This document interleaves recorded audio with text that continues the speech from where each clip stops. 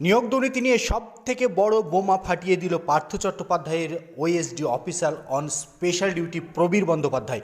পার্থ চট্টোপাধ্যায়ের অফিসে নিয়মিত যেতেন নেত্রী।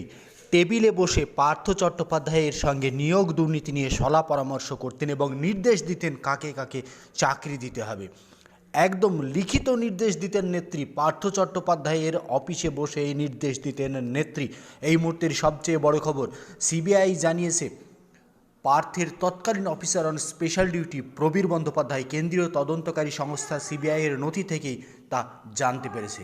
প্রাথমিক নিয়োগ দুর্নীতি তদন্তে এবার নাম জড়ালো তৃণমূল নেত্রী মমতা বালা ঠাকুরের। নেত্রী নিজে বসেই পার্থের অফিসে বসেই কিন্তু কার্যত সব থেকে বড় ভয়ঙ্কর ঘটনাটি ঘটিয়েছেন।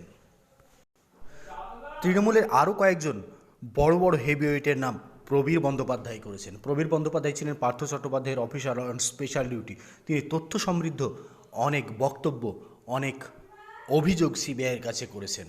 নিয়োগ দুর্নীতিতে যেসব চাকরি প্রার্থীর নাম সুপারিশ করা হয়েছিল তাদের রোল নাম্বার সমস্ত কিছু তথ্য তুলে দিয়েছেন প্রবীর বন্দ্যোপাধ্যায়। সিবিআইয়ের একটি নথি বলছে গত বছরের 28 জুন বিকাশ ভবনে তল্লাশি অভিযান চালিয়েছিলেন তারা।